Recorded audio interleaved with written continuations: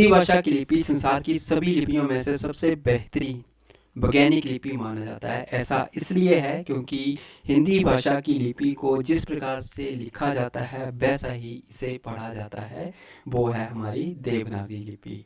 देवनागरी लिपि को किस प्रकार से इसका जन्म हुआ है, विकास हुआ है, वो हम आज के इस लेक्चर के अंदर यानी कि वीडियो के अंदर पढ़ेंगे।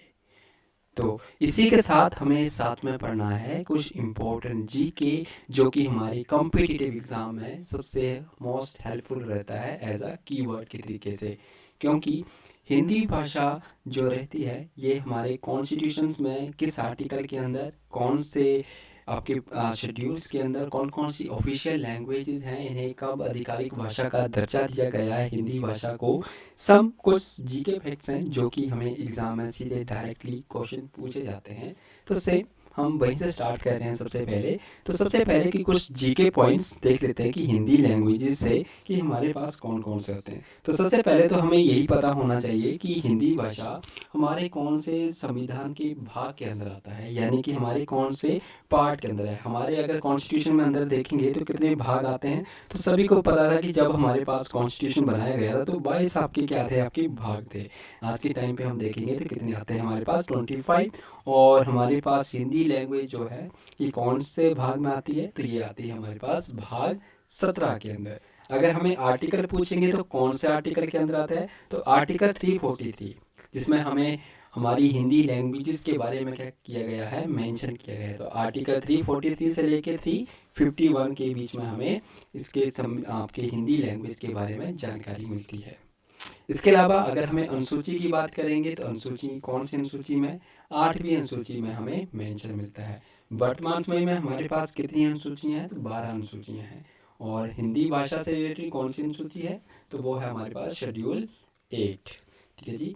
इसके अलावा हमारे पास पहले कितनी ऑफिशियल लैंग्वेज हुआ करती थी, यानी कि 1950 के आसपास जब हमारा कॉन्स्टिट्यूशन बना था उसमें हमारी कितनी भाषाओं को शामिल किया गया था भारत देश से, तो 14 लैंग्वेजेस थी।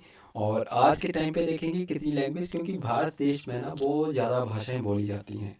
ठीक है, तो सभी भाषाओं को तो दर्जा नहीं दिया जाएगा ऑफिशियल लैंग्वेज, बट फिर भी कुछ सिलेक्टिव हमारे पास लैंग्वेजेस आती हैं जिनको ऑफिशियल लैंग्वेज का क्या किया गया है, दर्जा दिया गया है। तो कितनी भाषाओं को दर्जा दिया गया है आज के टाइम पे, 9, यानी कि वर्तमान समय में 9 मतलब वर्तमान समय में।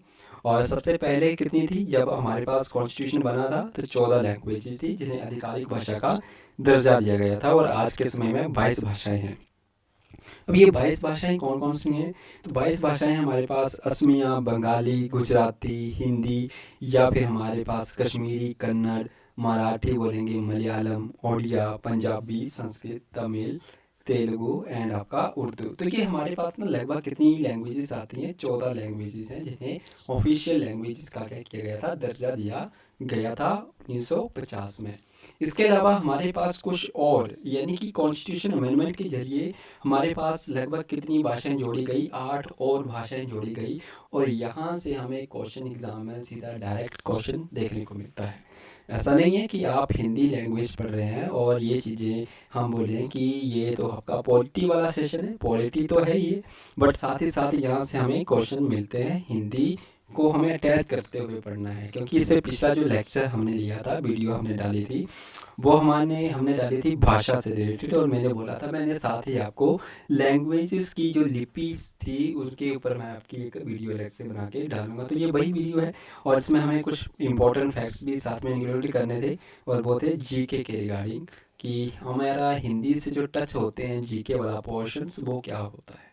तो ये हमें थोड़ा सा पॉइंट ध्यान में रखना है। सारा आर्टिकल, सॉरी सारा आपका भाग, आर्टिकल 343 से 351, शेड्यूल 8, आपके जो 14 लैंग्वेज पहले थी, 22 अभी कितनी हो गई हमारे पास ऑफिशियल लैंग्वेज, 22। अब बात आती है कि ये 8 कौन कौन सी थी। ठीक है, तो सबसे पहले तो आपने कॉन्स्टिट्यूशन अमेंडमेंट याद रखना है, यानी कि हमारे पास ना संविधान में ना कोई भी अगर कुछ चीज़ ऐड करनी हो या हटानी हो तो वहाँ पर हमें क्या करने पड़ते हैं, कॉन्स्टिट्यूशन अमेंडमेंट करने पड़ते हैं। ठीक है जी, तो ये संविधान संशोधन की जो प्रक्रिया रहती है आर्टिकल 368 के तहत, तो उसको यहाँ पे शामिल करते हुए हम कुछ भाषाओं को क्या करते हैं, यहाँ पे ऐड करते हैं। तो सबसे पहले कौन सी भाषा ऐड की गई थी, तो वो की गई थी आपकी सिंधी लैंग्वेज। सिंधी लैंग्वेज कौन से कॉन्स्टिट्यूशन अमेंडमेंट है, तो ये ध्यान में रखिएगा, 21वां कॉन्स्टिट्यूशन अमेंडमेंट एक्ट यानी कि 21वां संविधान संशोधन 1967 1967 को हमारे पास एक आपकी और ऑफिशियल लैंग्वेज जोड़ी गई थी। तो कितनी लैंग्वेज हो गई आपकी? 15। तो सबसे पहले कौन सी? सिंधी। याद रखेंगे, इंपॉर्टेंट है कि सिंधी को कब शामिल किया गया, कौन से कॉन्स्टिट्यूशन अमेंडमेंट में? तो 21वां संविधान संशोधन था 1967। इसके अलावा दूसरी जो हमारे पर जोड़ी गई थी, तीन एक साथ जोड़ी गई थी, 71वां संविधान संशोधन 1992, यानी कि लगभग आपका जो पंचायती राज वाला सिस्टम आया था 1992 में, उससे पहले जो आपका 71 कॉन्स्टिट्यूशन अमेंडमेंट था उसके तहत आपकी 3 लैंग्वेजेस और जोड़ी गई थी। कौन कौन सी है? कोंकणी, मणिपुरी, नेपाली। याद कैसे रखना है?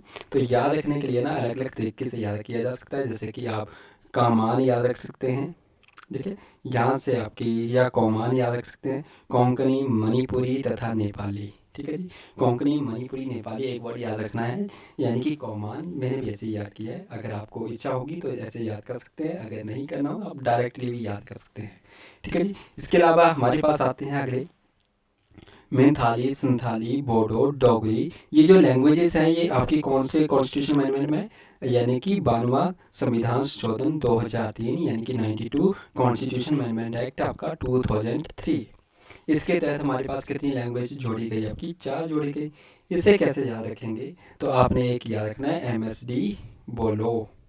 ठीक है, MSD बोलो, यानी कि MSD बोलो का मतलब क्या है? महेंद्र सिंह धोनी बोलो।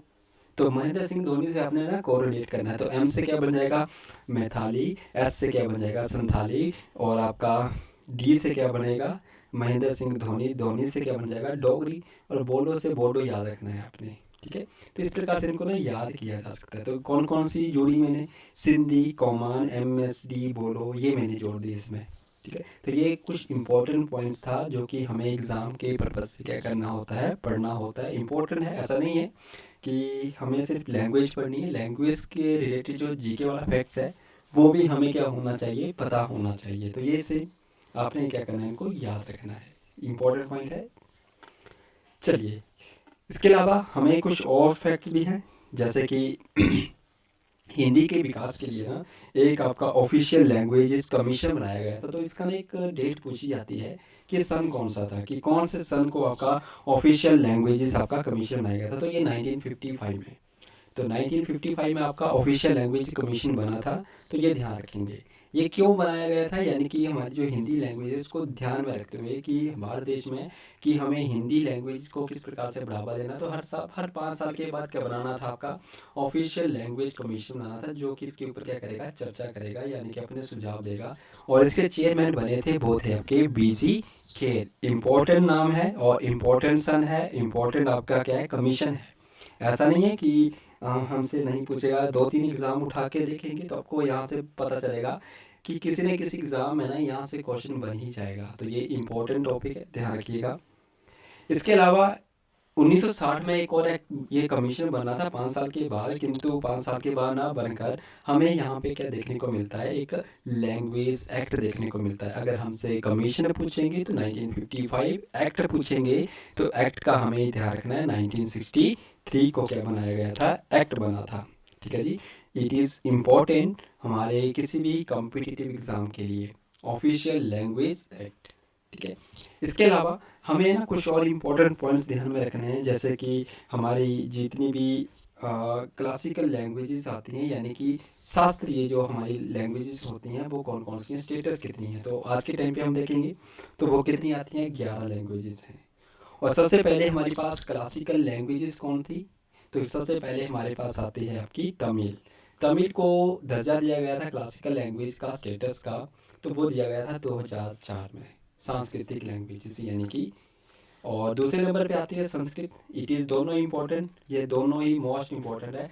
सबसे ज़्यादा क्वेश्चन पूछा जाएगा, आपको 11 की 11 नहीं रट लेनी है या याद नहीं करनी है, आपको सिर्फ 2 याद रखनी है, एक तमिल और दूसरी रहेगी संस्कृत। ठीक है जी, तमिल 2004 में, संस्कृत को हमारी क्लासिकल लैंग्वेज का दर्जा कब दिया गया है? 2005 में। ठीक है जी, इसके अलावा और भी हैं, जैसे तेलुगु को 2008 में, कन्नाडा को आपका 2008 में, मलयालम को 2013 में, उड़िया को 2014 में, और कुछ न्यू 5 एडेड की गई हैं, जैसे कि बंगाली, असमी, मराठी, पाली तथा प्राकृत। इनको भी 2024 के लगभग एंड में क्या किया गया था, इन्हें भी क्लासिकल लैंग्वेज का स्टेटस दिया गया था, यानी कि दर्जा दिया गया है एक प्रकार से क्लासिकल लैंग्वेजेस का। ये हमारे लिए एग्ज़ाम के पर्पज़ से इम्पोर्टेंट है, दो इम्पोर्टेंट है, तमिल एंड संस्कृत।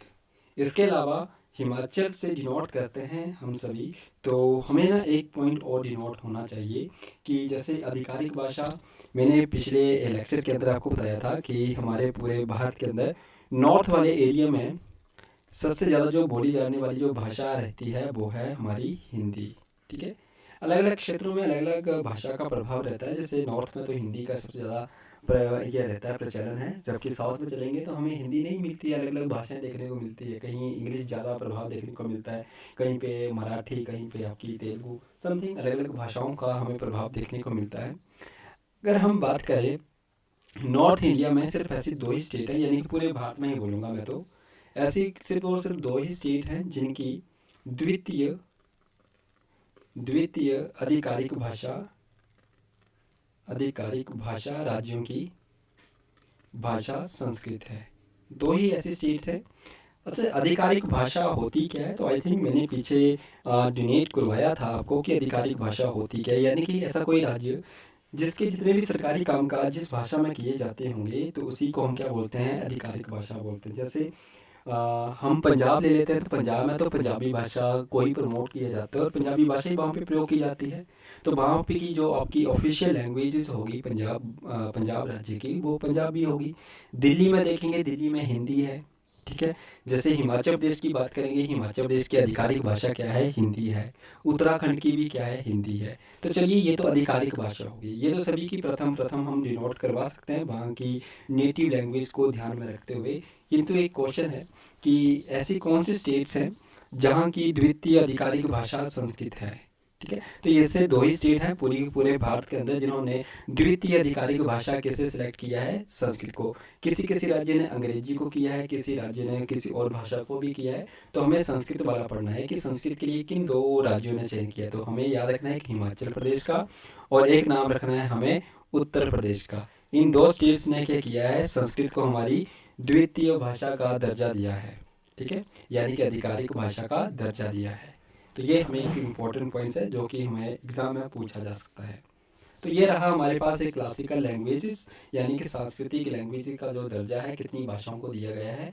तो कितनी भाषाएं हैं हमारे पास, 11 भाषाएं आती हैं। ठीक है जी, तो ये हमें ध्यान में रखना है। इसके अलावा हाई कोर्ट के अंदर हमारी भाषा का क्या इम्पोर्टेंस रहती है, या जो हाई कोर्ट और आपकी सुप्रीम कोर्ट की जो लैंग्वेजेस रहती हैं वो किस में लैंग्वेजेस में हमें देखने को मिलती हैं। तो देखिए, जो हमारे पास उच्चतम यानी कि सुप्रीम कोर्ट जो रहता है और उच्च न्यायालय जो रहते हैं, इनकी कार्यवाही हमें किस में देखने को मिलती है, केवल और केवल अंग्रेजी भाषा में ही देखने को मिलती है।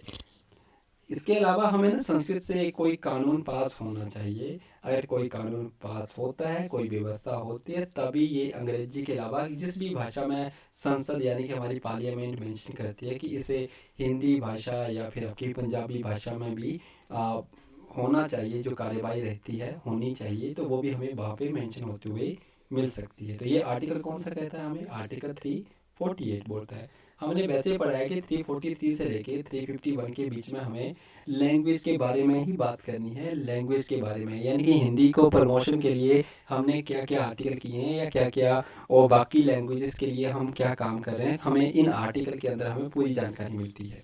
343 से लेकर 351 के बीच में एक और इम्पोर्टेंट आर्टिकल है, आर्टिकल 348 सब पार्ट सबका इसका रहेगा 2।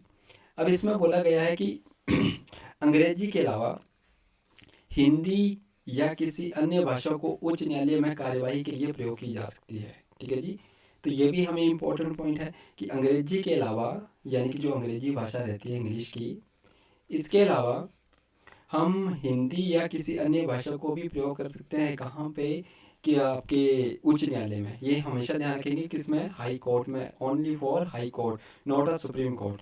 सुप्रीम कोर्ट के लिए तो हमेशा ही क्या रहती है, आपकी अंग्रेजी भाषा ही वहाँ पे यूज़ की जाती है। हाई कोर्ट में आपके चाहे राज्यपाल हो चाहे राष्ट्रपति हो, इनके पूर्व परामर्श से भी क्या की जा सकती है, भाषा वहाँ पे कार्यवाही में प्रयोग लाई जा सकती है। इंपॉर्टेंट पॉइंट थे आर्टिकल 348 और 348(2), ये दोनों इम्पोर्टेंट हैं। इसके अलावा हमारे पास इसमें कुछ और इम्पोर्टेंट पॉइंट आते हैं कि एक्चुअल में ना बोलियाँ कितनी हैं, क्योंकि हमने एक पढ़ा था कि बोलियाँ होती हैं उपभाषाएं, जिसमें पश्चिमी हिंदी, पूर्वी हिंदी हमारे पास, जिसमें खड़ी बोली भी आती हैं, अलग अलग अब की बोलियाँ थी, राजस्थानी हिंदी समथिंग, वो चीज़ें भी हमने पढ़ी थी। तो लगभग हमारे पास कितनी बोलियाँ हैं, तो 18 बोलियाँ हैं। ठीक है जी। तो ये ध्यान रखेंगे कि हमारे पास कितनी बोलियाँ आती हैं, 18 बोलियाँ हैं।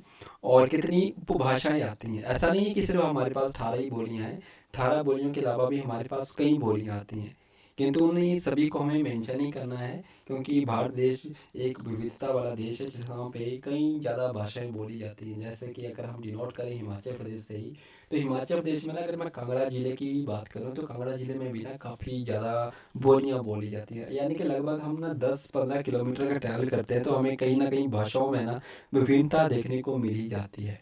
अगर हम अपर एरिया में चले जाएंगे, जैसे चंबा वाले एरिया में, थोड़ा सा चंबा के ऊपर वाले एरिया में चले जाएंगे तो वहाँ की भाषा बिल्कुल डिफरेंट हो जाएगी, थोड़ा नीचे आएंगे थोड़ी अलग होगी, कांगड़ा में पहुँच जाएंगे तो बिल्कुल ही डिफरेंट हो जाएगी। यानी कि भाषाएं काफ़ी ज़्यादा हैं, किंतु सभी को बोलियों के अंदर यहाँ पे, यानी कि कॉन्स्टिट्यूशन के अंदर, नॉर्मली कॉन्स्टिट्यूशन के अंदर हम पढ़ेंगे कि हमारे पास 18 ही बोलियाँ आती हैं, और इन्हें 5 उपभाषाओं के अंदर हम क्या करते हैं, मेंशन करते हैं। ठीक है जी। कौन कौन सी हैं? पश्चिमी हिंदी, पूर्वी हिंदी, राजस्थानी हिंदी, पहाड़ी हिंदी और बिहारी हिंदी। इन्हें हमें 5 पढ़ना है, और ये जो 5 रहेंगी यहाँ से भी क्वेश्चन बन जाते हैं हिंदी लैंग्वेजेस में। तो इसकी हम एक अलग से सेपरेट वीडियो बनाएंगे इन 5 बोलियों के ऊपर, और 5 जो उपभाषाएं रहेंगी इनके ऊपर, कि कौन कौन सी बोलियाँ आती हैं, क्या फीचर्स रहती हैं। जैसे कि कई बार हम गाना की जगह पे गाना बोलते हैं, जैसे हरियाणा में थोड़ा सा डिफ्रेंशिएशंस आती हैं लैंग्वेजेस को लेके। हम यहाँ पे कुछ और बोलते हैं, जैसे हम बोलेंगे, कहीं पर हमारा बोलते हैं, अलग अलग केसेस में अलग अलग टोन, यानी कि शब्द को बोलने का तरीका अलग रहता है, मतलब सेंस वही होता है उनका भी। ठीक है। तो वो होती हैं हमारे पास बोलियाँ। इसके अलावा हिंदी का जो उत्पत्ति हुई है ना, हिंदी जो शब्द आया है ना, यहाँ से तो क्वेश्चन काफ़ी बना है।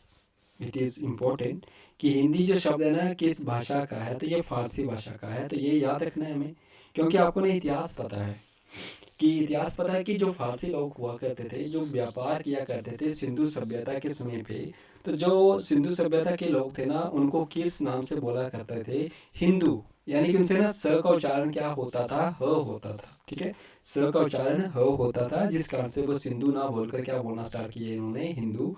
हिंदू से ही शब्द क्या बना है? हिंदी परिवर्तित हो गया है, यानी कि चेंज हो गया है। हिंदू से क्या बन गया? हिंदी बन गया धीरे धीरे। तो हम बोल सकते हैं कि हिंदी जो शब्द था वो फारसी भाषा का शब्द है। ठीक है। ऐसा नहीं है कि संस्कृत बोलेंगे या फिर हम हिंदी का ही बोलेंगे तो वो गलत हो जाएगा हमारा क्वेश्चन। तो इस चीज़ का हमें ध्यान रखना है, कई बार अगर हमने नहीं पढ़ा होगा तो ये क्वेश्चन गलत हो जाएगा हमारा। ठीक है।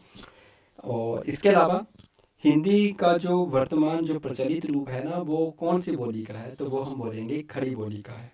इट इज़ इम्पोर्टेंट, खड़ी बोली का है आज का प्रचलित रूप, वर्तमान प्रचलित रूप, जो लगभग मेरठ और के लगभग आसपास के क्षेत्र में बोली जाने वाली भाषा है। इसे मानक हिंदी का भी, मानक हिंदी हम पढ़ेंगे कि मानक हिंदी क्या होती है। एक मानक होता है और एक अमानक। मानक का मतलब होगा यानी कि जो ग्रामेटिकली तरीके से यूज़ की जाती है, यानी कि जैसे कि आधिकारिक भाषा जिसे बोलते हैं, ऑफिशियल्स, जैसे कि जिसका कोई व्याकरण हो, शुद्ध रूप, एक प्रकार से शुद्ध रूप मान सकते हैं, मानक को बोलेंगे।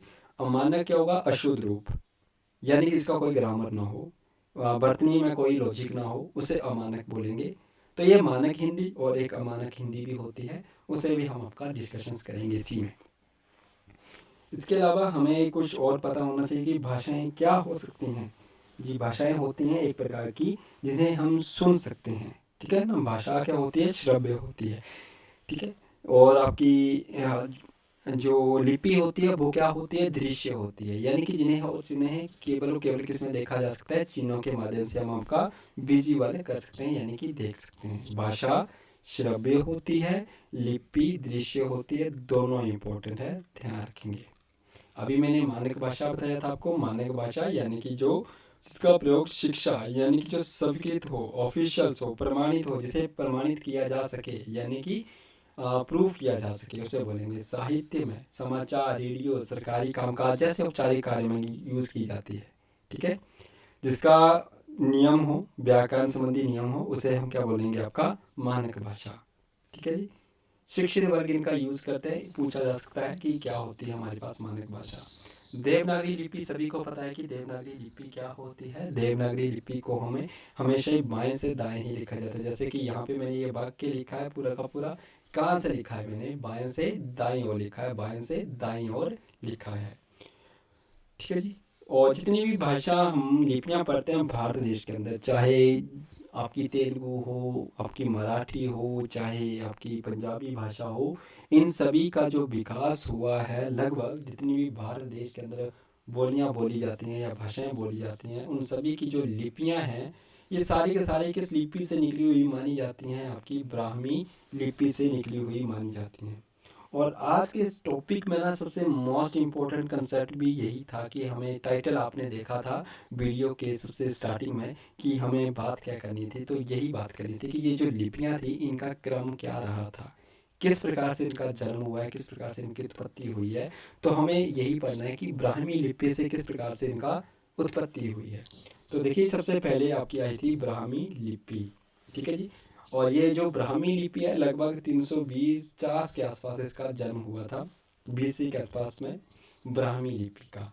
बिफोर क्राइस्ट यानी कि ईस्वी पूर्व में आपका ब्राह्मी लिपि हमें देखने को मिलती है। फिर धीरे धीरे हम आते हैं गुप्त लिपि में, यानी कि उत्तरी ब्राह्मी, यानी कि ब्राह्मी लिपि से हम किस में आते हैं, गुप्त लिपि में। कि गुप्त लिपि का लगभग आपका 4 से 5वीं शताब्दी के टाइम पीरियड में, यानी कि गुप्त वंश के टाइम पे आपका लगभग गुप्त लिपि का विकास हुआ है। इसके अलावा सिद्ध मृत्तिका लिपि, इसके बाद सिद्ध मृत्तिका लिपि का विकास हुआ। फिर आपका कुटी लिपि, कुटी लिपि से क्वेश्चन बनते हैं इंपॉर्टेंट, और आपका ये वाला भी इंपॉर्टेंट। कुटी लिपि से हमें ना 2 लिपियाँ निकलती हैं, एक नागरी लिपि और एक आपकी शारदा लिपि। पूछा जाता है कि कुटी लिपि से कौन सी लिपियाँ निकली हुई मानी जाती हैं, तो एक आपकी है शारदा लिपि और एक रहेगी आपकी शारदा और नागरी लिपि। ठीक है। शारदा लिपि कहाँ से निकलती है, तो कुटी लिपि से। अगर कुटी लिपि ऑप्शन में नहीं मिलता है तो हमें ऑप्शन में क्या मिलेगा, उत्तर ब्राह्मी लिपि मिलेगा। यानी कि इन सभी की शारदा लिपि की आदि जननी क्या मानी जाएगी, उसकी उत्तर ब्राह्मी लिपि मानी जाती है। अब देखिए नागरी लिपि, जैसे कि हम बोलेंगे ना नागरी लिपि की, नागरी लिपि से कौन सी लिपि निकलती है, तो नागरी लिपि से निकलती है हमारी देवनागरी लिपि। देवनागरी लिपि। अभी हमसे क्वेश्चन पूछेंगे कि देवनागरी लिपि कहाँ से निकली हुई मानी जाती है, तो ये निकली हुई मानी जाती है आपकी नागरी लिपि से। ठीक है जी। और नागरी लिपि कहाँ से, कुटी लिपि से। कुटी लिपि कहाँ से, सिद्ध मृत्तिका। सिद्ध मृत्तिका कहाँ से, गुप्त लिपि से निकलती है। और शारदा लिपि की भी आगे पार्ट्स हैं हमें, तो ये अलग अलग पार्ट्स हैं। तो सबसे पहले हमें याद रखना है गुरुमुखी लिपि। गुरुमुखी लिपि यानी कि आपकी जो आपका आदि ग्रंथ लिखा गया था, तो वो किस लिपि में लिखा गया है, पंजाब, यानी पंजाबी जो भाषा लिखी जाती है वो गुरुमुखी लिपि में। और जो गुरु आदि ग्रंथ था, यानी कि गुरु आपका अंगद के द्वारा जो जिसकी रचना की गई थी, तो वो गुरुमुखी लिपि में लिखा गया था आदि ग्रंथ। ठीक है। कश्मीरी लिपि, लगभग कश्मीर के एरिया में जो हम लिपि का विकास देखते हैं वो उसे हम कश्मीरी लिपि बोलेंगे। आपकी है लहदा लिपि। लहदा लिपि का भी हमें विकास देखने को मिलेगा, तो वो कहाँ से मिलेगा, शारदा लिपि से मिलता है। अब ये टांकरी लिपि क्या होती है, टांकरी लिपि का मतलब है एक प्रकार की पहाड़ी भाषा की जो लिपि रहती है। जैसे कि जो हिमाचल प्रदेश में होंगे उन्हें पता है कि उनकी हिमाचल प्रदेश की यानी कि पहाड़ी भाषा बोली जाती है वहाँ पे। और पहाड़ी भाषा की अगर लिपि का अगर हम वर्णन करें, तो पहाड़ी भाषा की लिपि का किस में, कौन सी लिपि में बोली जाती है, तो वो टांकरी भाषा में बोली जाती है। तो ये इसका क्या है, आपका एक प्रकार का विकास है कि किस प्रकार से इनका जन्म होता है आपका उत्तर ब्राह्मी से। यानी कि जितनी भी लिपियाँ, एक मोटा मोटा याद रखेंगे, क्वेश्चन बनेगा कि भारत देश के अंदर जितनी भी लिपियाँ हैं उन सभी का जन्म कहाँ से या किस लिपि से उनका उद्गम हुआ है, तो एक ही आंसर याद रखेंगे, वो है ब्राह्मी लिपि। ठीक है। बाकी क्वेश्चन अंदर से पूछा जा सकता है, तो इनकी हमें आपकी जैसे एक होती है ना हायरार्की, वो एक इनकी हायरार्की हमें याद होनी चाहिए।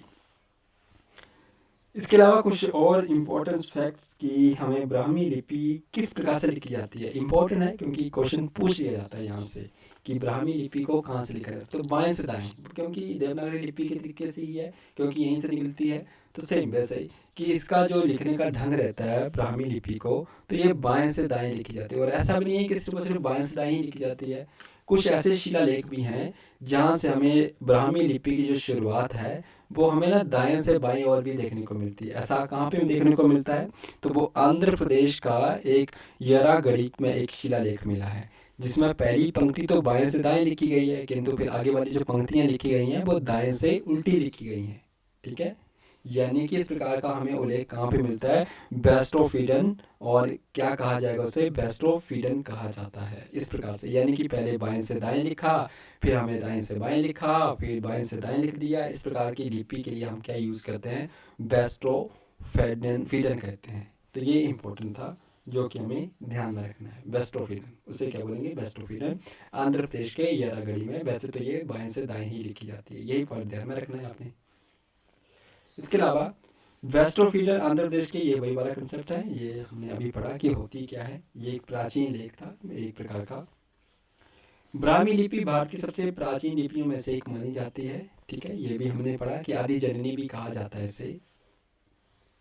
सम्राट अशोक इम्पोर्टेंट है, ये मैंने बताया था, पीछे जिक्र भी किया था। सम्राट अशोक इम्पोर्टेंट, जब भी हम लिपियां पढ़ते हैं तो इनका नाम हमें देखने को मिल ही जाता है। इन्होंने अपने जितने भी प्रवचन थे, यानी कि अपनी जनता को संबोधन करने के लिए उन्होंने जगह जगह पे क्या लगवाए थे, शिलालेख लगवाए थे। और उन्हीं शिलालेखों पे हमें क्या मिलते हैं, अलग अलग लिपियों में, यानी कि जिस जगह पे जिस भाषा का प्रचलन था इन्होंने, वैसे ही उस जगह स्थान के लिए हमें अलग लिपि में क्या मिलता है, उनका शिलालेख मिलता है। जैसे पाकिस्तान वाले एरिया में हमें अरमाइक लिपि मिलेगी, भारत देश में हमें मैक्सिमम जितने भी अभिलेख मिलते हैं हमें, वो हमें ब्राह्मी लिपि में मिलते हैं। ठीक है, तो शिलालेखों में ज़्यादातर ब्राह्मी लिपि, क्योंकि सबसे ज़्यादा इनके जो अभिलेख थे वो हमें भारत देश में मिलते हैं, तो जिस कारण से ब्राह्मी लिपि का हमें ज़्यादा प्रयोग में देखने को मिलता है। ठीक है, इसके अलावा जेम्स प्रिसेप एक ऐसे व्यक्ति थे जिन्होंने 19वीं शताब्दी में, जेम्स प्रिसेप ने क्या किया था, ब्राह्मी लिपि को समझने और पढ़ने में क्या की थी, सफलता पाई थी। ठीक है, 19वीं सेंचुरी के अंदर जेम्स प्रिसेप, और ये पहले व्यक्ति थे जिन्होंने सम्राट अशोक के अभिलेख थे जिनको इन्होंने क्या किया था, पढ़ा था। ठीक है, इसके अलावा इनके जो खरोष्टी लिपि है, लगभग पाकिस्तान वाले एरिया में खरोष्टी लिपि का यूज़ किया जाता है। ये उल्टी लिखी जाती थी, यानी कि दाएं से बाएं। ब्राह्मी लिपि और खरोष्टी लिपि, इट इज़ दोनों ही मोस्ट इंपॉर्टेंट आपकी लिपियां हैं। ब्राह्मी लिपि बाएं से दाएं, खरोष्टी लिपि दाएं से बाएं लिखी जाती है। ठीक है, और इसका जो उद्गम है लगभग अरमाइक लिपि से हुआ है। अरमाइक लिपि यानी कि लगभग पाकिस्तान वाला एरिया, यानी कि आपका जो ईरान वाला एरिया लगता है, वहाँ पे आपकी अरमाइक लिपि का प्रयोग किया जाता था। और ये गंधारी, प्राकृत और संस्कृत लिखने के लिए भारत के लगभग पश्चिम क्षेत्रों और मध्यम क्षेत्रों में प्रयोग की जाने वाली थी, लगभग ईरान वाले एरिया के अंदर। ठीक है, अफगानिस्तान हो गया, ईरान हो गया, उस वाले इलाके में ये आपकी प्रयोग की जाती थी अरमाइक लिपि। खरोष्टी लिपि के अंदर अगर हम देखेंगे, सबसे पुराना अभिलेख और जो हमें क्वेश्चन पूछे जाते हैं अशोक से, और वो है आपके, एक है शाहबाजगढ़ी का अभिलेख और एक आपका मानशेरा का अभिलेख। ये दोनों ही कहाँ पे पाए जाते हैं, पाकिस्तान वाले एरिया में पाए जाते हैं, और दोनों ही किस लिपि में लिखे गए हैं, खरोष्टी लिपि के हैं। और दोनों किसके अभिलेख हैं, हमारे सम्राट अशोक के अभिलेख हैं दोनों ही। तो खरोष्टी लिपि से हमें क्वेश्चन बनेगा, शाहबाजगढ़ी अभिलेख, मानशेरा अभिलेख, दोनों ही खरोष्टी लिपि में लिखे गए हैं, दोनों ही आपके पाकिस्तान में हैं, और दोनों ही सम्राट अशोक के द्वारा लिखे गए हैं। ठीक है, तो ये थोड़ा सा इम्पोर्टेंट था जो कि हमें पता होना चाहिए था। उर्दू लिपि हमेशा ही दाएं से बाएं लिखी जाती है, आपको पता है सभी को। आज के टाइम पे उर्दू भाषा का काफ़ी प्रचलन है, तो हमें इसको दाएं से बाएं लिखने की ओर मिलता है। ठीक है, तो ये हमें थोड़ा सा ध्यान रखना है जितनी भी अरबी भाषा रहती हैं। ठीक है, इसके अलावा हमें कुछ, अगर इसमें जाएं, हिस्टोरिकल में जाएं, तो जो ताड़ के पत्ते हुआ करते थे, ये पारंपरिक रूप से श्रीलंका और दक्षिण पूर्वी एशिया में जो होते थे, ताड़ के पत्तों पर क्या किया जाता था, जो लिखा जाता था ना, वो कहाँ पे लिखा जाता था, इन ताड़ के पत्तों पे लिखा जाता था। इन पत्तों को किस प्रकार से किया जाता था, सुखाकर चिकना करके लकड़ी या धातु की कलम से इनके ऊपर क्या किया जाता था, कुछ लिखा या उकेरा जाता था। लिखने को ही उकेरा बोलेंगे यहाँ पे, यानी कि लिखा जाता था इनके ऊपर। ठीक है, तो ये एक पुराने टाइम का था। तो ताड़ के पत्ते का प्रयोग कहाँ यूज़ किया जाता था, पुराने समय में इनके ऊपर लिखने के लिए यूज़ किया जाता था। क्वेश्चन बनाया जा सकता था यहाँ से कि ताड़ के पत्ते से। ठीक है, शहतूत की शाल का भी यूज़ किया जाता था ऐतिहासिक टाइम पीरियड में।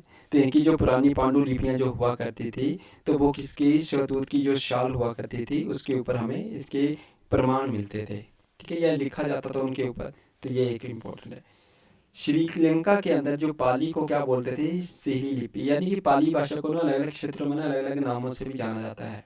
तो पाली भाषा को श्रीलंका में क्या कहते थे, आपकी सिहली, बर्मा में बर्मी लिपि के नाम से, थाईलैंड में थाई लिपि के नाम से, कंबोडिया में खमेर लिपि के नाम से भी इसे जाना जाता था। तो ये है हमारे पास श्रीलंका के लिए। रोमन लिपि, रोमन लिपि यानी कि अंग्रेजी भाषा की लिपि, ठीक है। रोमन लिपि हमें कौन सी भाषा की लिपि देखने को मिलती है, अंग्रेजी भाषा की लिपि है, जिसे लैटिन लिपि भी कहते हैं। और इसे लिखने का ढंग भी वैसे ही है जैसे हमने ये देखा था, हमारी जो देवनागरी लिपि लिखी जाती है बाएं से दाईं ओर, और पढ़ी भी वैसे ही जाती है। अंग्रेजी सहित पश्चिमी और जो मध्य यूरोप का अधिकांश भाषाएं हैं वो भी इसी लेखन पद्धति को क्या करते हैं, अडॉप्ट करता है। अरमाइक लिपि इम्पोर्टेंट थी, ये हमने पीछे भी पढ़ा और फिर से एक बार पढ़ते हैं। अरमाइक लिपि पीछे हमने पढ़ा था खरोष्टी लिपि के साथ, कि खरोष्टी लिपि का जो विकास हुआ है वो अरमाइक लिपि के साथ ही हुआ है। और ये भी हमें कैसे देखने को मिलेगी, बाईं ओर लिखी जाती थी। आधुनिक में हिब्रू लिपि की तरह से माना जाता है। हिब्रू लिपि की तरह कौन सी लिपि है, तो अरमाइक लिपि है। शाकुना अभिलेख है, कंधार के अंदर मिलता है। ये एक आपका इम्पोर्टेंट अभिलेख है जो यूनानी और अरमाइक लिपि दोनों के ही अंदर हमें, दोनों लैंग्वेजेस, दोनों लिपियों के अंदर देखने को मिलता है। यूनानी एंड आपका आपका अरमाइक लिपि कहाँ पे स्थित है, आपका अफगानिस्तान। आपने डायरेक्ट याद रखना है, शाकुना अभिलेख आपका पाकिस्तान में है, यानी कि सॉरी अफगानिस्तान में है, कंधार में। लंगमान अभिलेख इम्पोर्टेंट है, ये भी आपका अफगानिस्तान में मिलता है अरमाइक लिपि में। तक्षशिला अभिलेख अरमाइक लिपि में लिखा गया है। अशोक, ये तीनों ही आपके अशोक के अभिलेख हैं, ऐसा नहीं है किसी और के अभिलेख होंगे, ये तीनों ही आपके अशोक के अभिलेख हैं। अशोक का जो साम्राज्य था वो काफ़ी बड़ा विस्तृत था, जिस कारण से इसके अभिलेख हमें पाकिस्तान, अफगानिस्तान, भारत, नेपाल, इन सभी इलाकों में हमें देखने को मिलते हैं। तो हमें ये तीनों इम्पोर्टेंट है अशोक के अभिलेखों में से।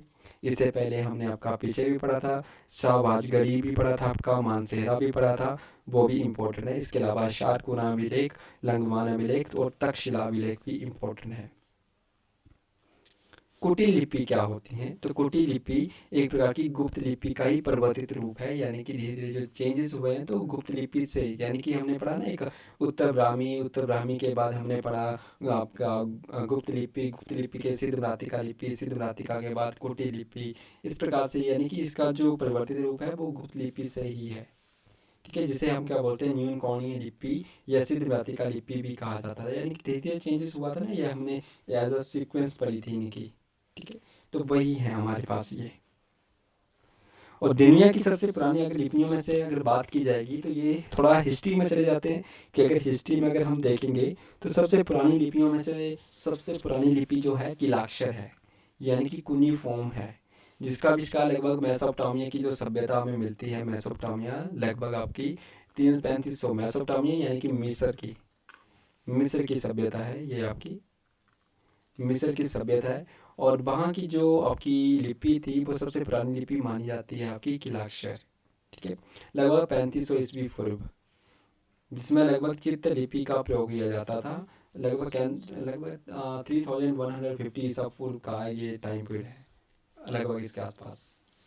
और भारत की सबसे पुरानी लिपियों में से अगर हम बात करेंगे तो हमें कौन सी मिलती है, आपकी ब्राह्मी लिपि मिलती है, जिससे हमें बाकी लिपियों का भी हमें यहीं से जन्म होता हुआ दिखाई देता है। इसके जो साक्ष्य हमें मिलते हैं सबसे पुराने, तमिलनाडु, श्रीलंका में लगभग 6th सेंचुरी में ईसा पूर्व, 6th सेंचुरी के ईसा पूर्व, यानी कि ईस्वी नहीं है, ईसा पूर्व, यानी कि बिफोर कास्ट के हमें अभिलेख देखने को मिलते हैं। कहाँ पे, तमिलनाडु एंड श्रीलंका वाले एरिया के अंदर।